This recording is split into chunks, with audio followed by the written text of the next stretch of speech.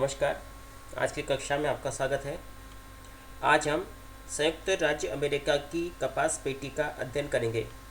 इससे पूर्व की कक्षा में हमने संयुक्त राज्य अमेरिका की गेहूं पेटी और मक्का पेटी का अध्ययन किया था। तो आज हम यहाँ की कपास पेटी का अध्ययन करते हैं।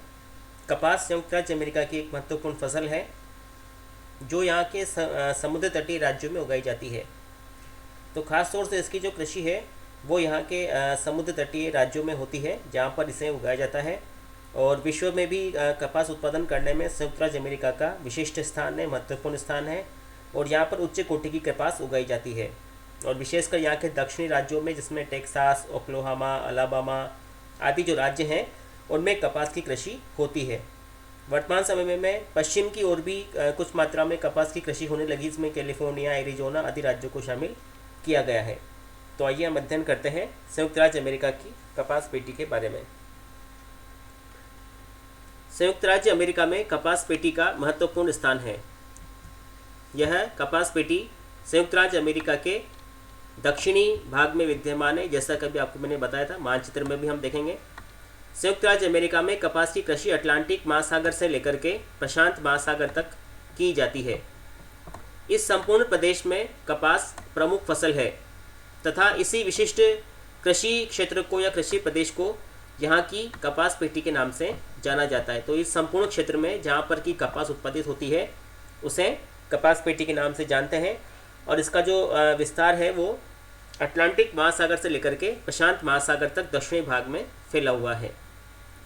इसकी उत्तरी जो सीमा है वो 26 डिग्री उत्तरी अक्षांश तथा जो पश्चिमी सीमा है वह 100 डिग्री पश्चिमी देशांतर की रेखा द्वारा निर्धारित होती है। पूर्वी सीमा अंध महासागर तथा दक्षिणी सीमा मेक्सिको की खाड़ी के द्वारा निर्धारित होती है। अन्य शब्दों में कहें तो उत्तरी जो सीमा है वो 200 दिन पाला रहित, काफ़ी विशेष है। कपास की खेती के लिए 200 दिन पाला रहित होने चाहिए या 26 से 30 डिग्री सेंटीग्रेड की रेखा द्वारा निर्धारित होती है। तथा पश्चिमी जो सीमा है वो 50 सेंटीमीटर की समवर्षा रेखा द्वारा निर्धारित होती है। यानी पश्चिम की ओर जब हम जाते हैं तो 50 सेंटीमीटर की जो वर्षा रेखा है वो उसकी पश्चिमी सीमा को निर्धारित करती है। तो ये जलवायु दृष्टि से इसका सीमांकन है। उत्तरी सीमा 26 से 30 डिग्री सेंटीग्रेड की रेखा के द्वारा या 200 दिन पाला रहित रेखा के द्वारा, और इसकी पश्चिमी सीमा 50 सेंटीमीटर की समवर्षा रेखा द्वारा निर्धारित होती है। दक्षिणी सीमा मेक्सिको की खाड़ी के द्वारा और पूर्वी सीमा अंध महासागर की सीमा के द्वारा निर्धारित होती है। यदि अक्षांश देशांतर की दृष्टि से देखा जाए तो इसकी जो उत्तरी सीमा है वो 26 डिग्री उत्तरी अक्षांश और पश्चिमी सीमा है वो 100 डिग्री पश्चिमी देशांतर के द्वारा निर्धारित होती है। मानचित्र में हम देखते हैं किस प्रकार से ये रेखाएं निर्धारित हैं। तो देखिए जो इसकी उत्तरी सीमा है, देखिए मेक्सिको की खाड़ी है, वहाँ से 23.5 डिग्री रेखा गुजरती है और जो 26 डिग्री अक्षांश से इसकी उत्तरी सीमा को निर्धारित करता है और 100 डिग्री पश्चिमी देशांतर इसकी पश्चिमी सीमा निर्धारित करता है। ये 100 डिग्री पश्चिमी देशांतर है जो इसकी पश्चिमी सीमा को निर्धारित करता है।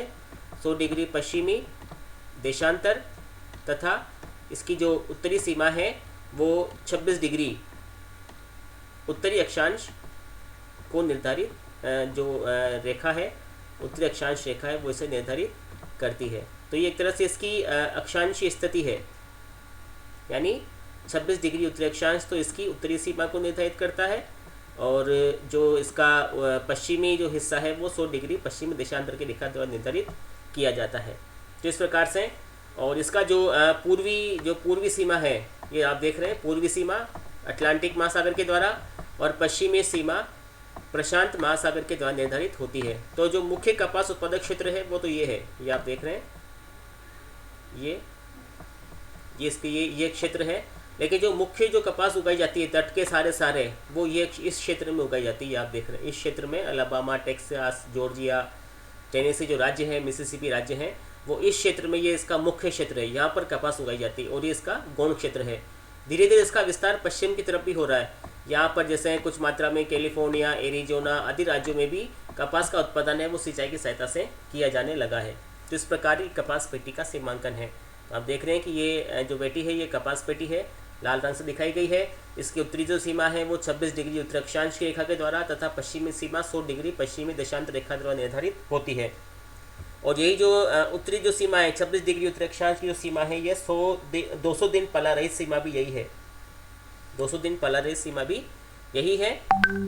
और जो इसकी पश्चिमी सीमा है 100 डिग्री पश्चिमी देशांतर जो सीमा है ये 50 सेंटीमीटर समोर्चा रेखा भी यही कहलाती है।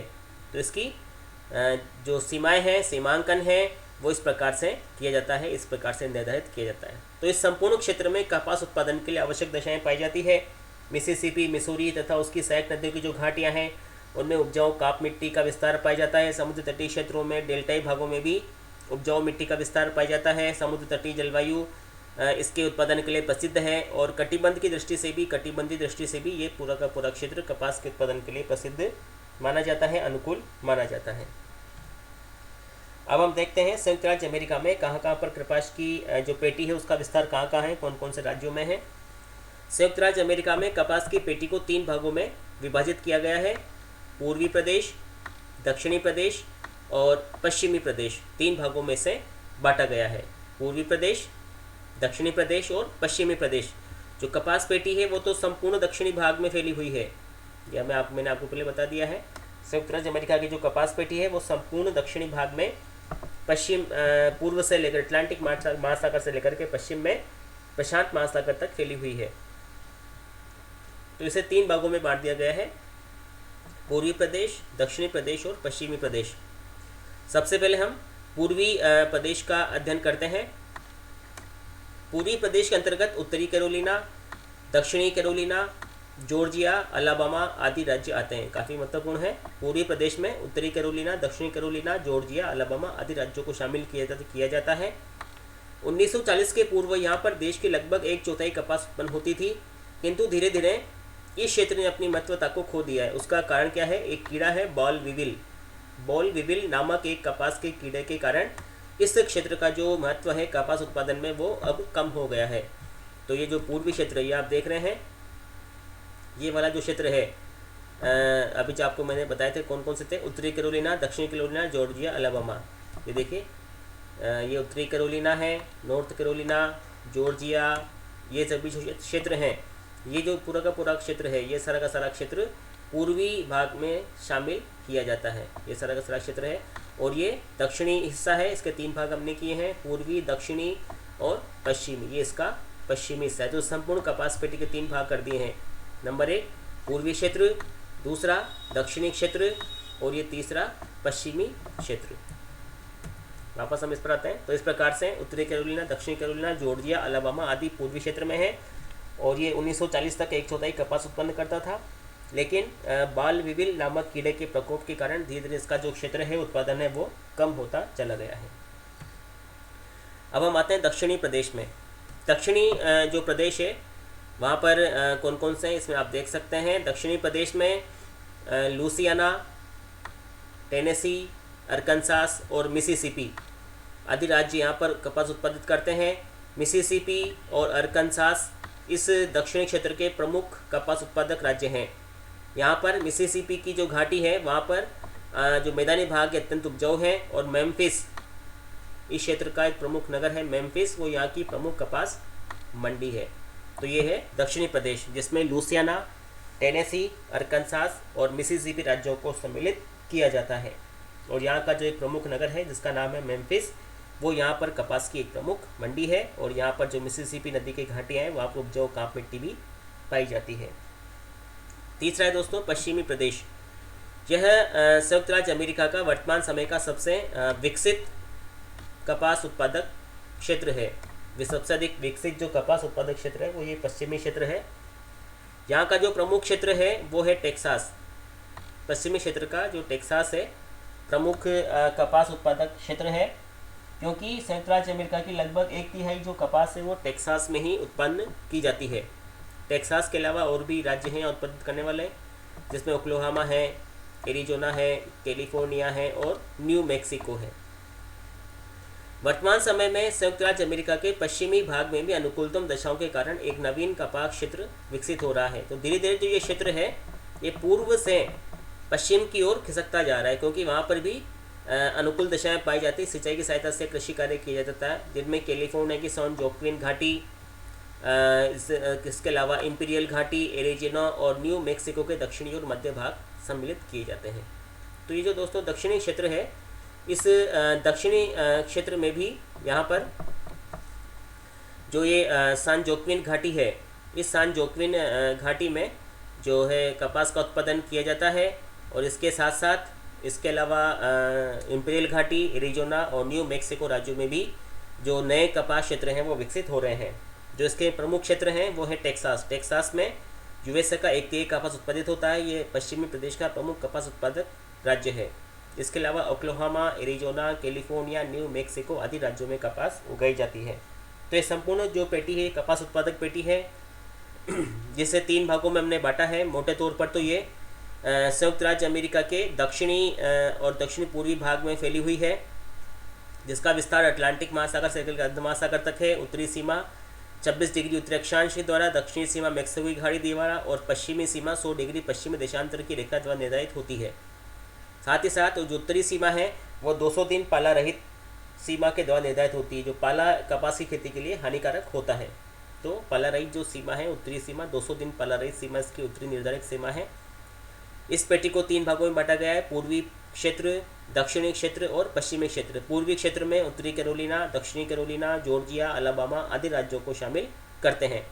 पहले एक क्षेत्र महत्वपूर्ण था उत्पादन में, पर बॉल विविल नामक कीड़े के कारण इस क्षेत्र की कपास को काफ़ी प्रभाव पड़ा है। दूसरा क्षेत्र है दक्षिणी क्षेत्र। इसमें लुजियाना, टेनेसी, अरकानसास और मिसिसिपी राज्य आते हैं, जिसमें मिसिसिपी, अरकानसास प्रमुख उत्पादक राज्य हैं और मेम्फिस यहाँ की एक प्रमुख कपास मंडी है। तो तीसरा शेष बचता है वो है पश्चिमी प्रदेश, जिसमें टेक्सास, ओक्लाहोमा, एरिज़ोना, कैलिफोर्निया और न्यू मैक्सिको राज्य आते हैं।